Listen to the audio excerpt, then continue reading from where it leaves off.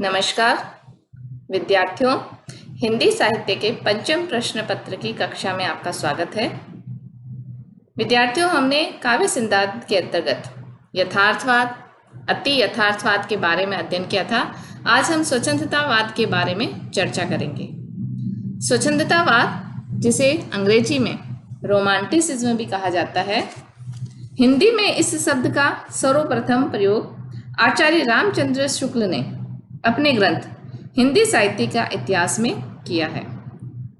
उन्होंने पंडित श्रीधर पाठक को स्वच्छंदतावाद का प्रवर्तक मानते हुए इस शब्द का प्रयोग किया। रोमांटिसिज्म शब्द की व्युत्पत्ति रोमांटिक विशेषण से हुई है। अपने प्राचीन स्वरूप में रोमांस अथवा रोमांच शब्द का अभिधान उस कपोल कल्पना प्रधान अपकर्षी आख्यान अथवा साहित्य के लिए किया गया जो मध्ययुगीन स्वच्छंद प्रवृत्ति का परिचायक है। वस्तुतः यूरोप के मध्ययुगीन साहित्य में रोमांस का प्राधान्य था। रोमांस साहित्य प्रेम, शौर्य, छल, कपट एवं उद्दाम मनोभावनाओं के प्रबल झंझावातों से परिपूर्ण होता है। विद्यार्थियों, हम स्वच्छंदतावाद का थोड़ा सा परिचय भारतीय साहित्य के संदर्भ में प्राप्त किया। अब हम पाश्चात्य विद्वान या हम इस प्रत्यय को, इस सिद्धांत को समझ सकें, इसलिए इसकी जो कुछ परिभाषाएं हैं, विद्वानों ने इस संबंध में क्या कहा है, वह हम जान लेते हैं संक्षिप्त में। विक्टर हुगो, पाश्चात्य विद्वान, इस दृष्टि में क्या कहते हैं? विक्टर हुगो कहते हैं साहित्यिक उदारवादिता से इसे जोड़ते हैं। साहित्यिक उदारवादिता का अभिप्राय है कि साहित्य के जो नियम हैं, जो शास्त्रीयता है, उसके प्रति कुछ उदार व्यवहार रखते हुए स्वतंत्रता के साथ जिस साहित्य का चयन किया गया, जिस साहित्य का लेखन किया गया, वह स्वच्छंदतावाद के अंतर्गत है। वॉल्टर रैले वह इसे दूरी के प्रति सम्मोहन कहते हैं। दूरी जो हमें सामने दिखाई दे रहा है, उसके अतिरिक्त, जो उस सामने दिखाई देने के अतिरिक्त उससे जो परे है, जो कल्पना की बात है, उसकी बात वॉल्टर रैले करते हैं। प्रोफेसर कजामिया, स्वच्छंदतावाद आत्मा का विजय घोष है। आत्मा हमारा अंतर्मन, जिसके अंतर्गत बहुत सारी भावनाएं, कल्पनाओं का स्रोत होता है, उसका एक कोश होता है। तो कजामिया कहते हैं कि आत्मा का विजय घोष स्वच्छंदतावाद है। एवरक्राम्बी कहते हैं कि स्वच्छंदतावादी अंतर जगत की बाह्य जगत पर श्रेष्ठता प्रमाणित करने का आग्रही होता है। मन के भीतर जो चल रहा है और बाहर जो हमें प्रत्यक्ष दिखाई देता है, मन में कल्पनाओं का भावावेश का इनका प्राधान्य होता है।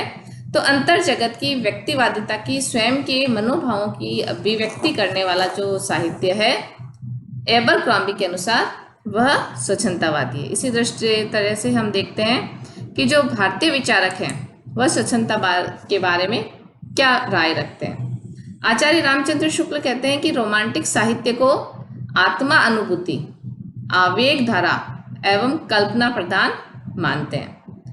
रामचंद्र शुक्ल जिस बात पर अधिक बल देते हैं वह है स्वयं के द्वारा अनुभव किया गया भावों का आवेग और उन भावों की अभिव्यक्ति कल्पना के संयोग से जो किया जाए, वह साहित्य रोमांटिक साहित्य के अंतर्गत आता है। इसी प्रकार से आचार्य हजारी प्रसाद द्विवेदी कहते हैं रोमांटिक साहित्य की प्रधान जननी कल्पना और आवेग को मानते हैं। हजारी प्रसाद ही मानते हैं कि रोमांटिक साहित्य किससे उत्पन्न होता है? कल्पना और भावों के आवेग से।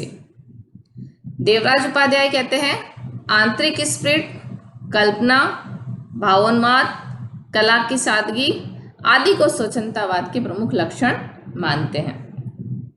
डॉक्टर देवराज उपाध्याय ये कहते हैं कि अंतर्मन की जो भावना है, कल्पना है और जो स्पिरिट है, एक चेतना है, वही स्वच्छंदतावाद के मुख्य लक्षण कहे जा सकते हैं। इस प्रकार हम देखते हैं कि पाश्चात्य और भारतीय विद्वानों के द्वारा स्वच्छंदतावाद की जो मुख्य परिभाषा दी गई, उसमें कल्पना, भावों का आवेग और व्यक्तिगत जो स्वतंत्रता की बात है, शास्त्रीयता से दूर होकर उदारवादिता के साथ स्वच्छंद होकर जिस साहित्य की अभिव्यक्ति की गई, वह स्वच्छंदतावाद के अंतर्गत है। अब हम देखेंगे कि स्वच्छंदतावाद के उद्भव और विकास के कारण क्या थे। सबसे पहले हम लेते हैं सामाजिक कारण। इसमें सामाजिक कारण में हम देखते हैं कि जिस समय सामंतवाद का अंत और पूंजीवादी अर्थव्यवस्था का उद्भव है वह स्वच्छंदतावाद के लिए सबसे अधिक उपयुक्त भूमि है, वह स्वच्छंदतावाद के लिए सबसे उपयुक्त समय है। और हम देखते हैं कि यह जो सामंतवाद का अंत और ये पूंजीवादी अर्थव्यवस्था की उत्पत्ति है ये विश्व के अलग अलग हिस्सों में अलग अलग समय पे हुई, और यही कारण है कि स्वच्छंदतावाद का उद्भव भी विश्व के अलग अलग जगहों पे हम अलग अलग समय पर देखते हैं। पूंजीवादी अर्थव्यवस्था के उद्भव के साथ जो व्यक्तिवादिता है उसका विकास होता है और स्वच्छंदतावाद की उत्पत्ति में या स्वच्छंदतावादी साहित्य के सृजन के लिए वह अनुकूल परिस्थितियां उत्पन्न करती है। इसी प्रकार से हम देखते हैं कि राजनीतिक कारण क्या रहे। इसमें हम देख सकते हैं कि अमेरिकन स्वातंत्र्य युद्ध और जो 1789 की फ्रांसीसी क्रांति है इसने स्वच्छंदतावादी साहित्य सृजन में बहुत अधिक महत्वपूर्ण भूमिका निभाई। फ्रांसीसी क्रांति के जो मूलभूत सिद्धांत थे स्वतंत्रता, समानता एवं भारतत्व, इन सिद्धांतों ने स्वच्छंदतावादी साहित्य की पृष्ठभूमि में महत्वपूर्ण योगदान दिया और यह प्रत्येक देश के साहित्य में एक भूमिका के रूप में कार्य करते हैं। इसके अतिरिक्त अब हम देखते हैं दार्शनिक कारण। पाश्चात्य जो दार्शनिक रहे सैफ्टबरी, बर्ग, मॉरिटस आदि जो दार्शनिकों का प्रभाव था जिन्होंने अंतर्मन को, आत्मा को अभिव्यक्त करने का प्रयास किया और जिन्होंने मनुष्य के व्यक्तित्व को जानने का प्रयास किया, इन दार्शनिकों के विचारों का प्रभाव इस स्वच्छंदतावादी साहित्य पर हम देख सकते हैं, जिसके कारण स्वच्छंदतावादी साहित्य को उद्भव होने में सहयोग मिला। इसके अतिरिक्त Longinus, Young, Rousseau, Cowper, Thomas Gray आदि फ्रांसीसी और अंग्रेजी जो साहित्यकार थे उनकी कृतियों ने भी स्वच्छंदतावादी साहित्य के उद्भव में उल्लेखनीय योगदान दिया। वस्तुतः साहित्य के क्षेत्र में स्वच्छंदतावाद का उदय नवशास्त्रवादी नियमबद्धता, कृत्रिमता, आडंबर प्रियता अथवा रीतिवादी परंपरा, नियम और तर्क के विरुद्ध प्रतिक्रिया स्वरूप हुआ। कहने का अभिप्राय यह है कि इससे पूर्व स्वच्छंदतावाद के पूर्व जो शास्त्रीयवादी युग चल रहा था उसमें जो नियमों का बंधन था उसके विरोध के रूप में ये जो साहित्यिक कृतियां सामने आई, इन साहित्यिक कृतियों ने स्वच्छंदतावाद के उद्भव में बहुत अधिक योगदान दिया। और कुल मिलाकर हम ये कह सकते हैं कि स्वच्छंदतावादी साहित्यिक प्रवृत्ति के उद्भव और विकास के लिए सामाजिक, दार्शनिक, राजनैतिक, साहित्यिक आदि अनेक कारण न्यूनाधिक रूप से उत्तरदायी रहे और स्वच्छंदतावाद एक विश्वव्यापी आंदोलन बन गया।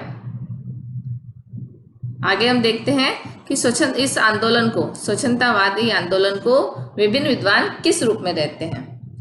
हम विश्व पटल पर इस स्वच्छंदतावादी आंदोलन के समर्थक के रूप में दो रूप देख सकते हैं।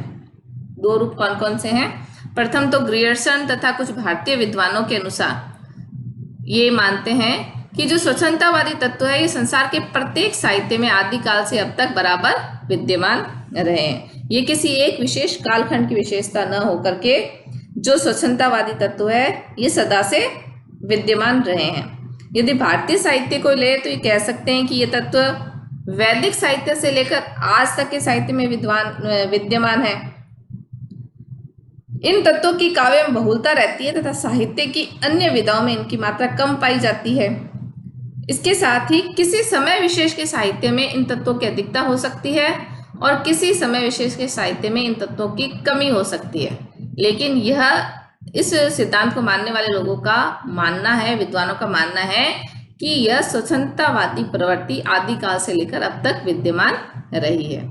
और कुछ विद्वान है वह इसे एक निश्चित ऐतिहासिक आंदोलन के रूप में मानते हैं। उनका कहना है कि इसका उद्भव, विकास और अंत प्राय संसार के सभी साहित्यों में हुआ, लेकिन एक निश्चित समय पर हुआ।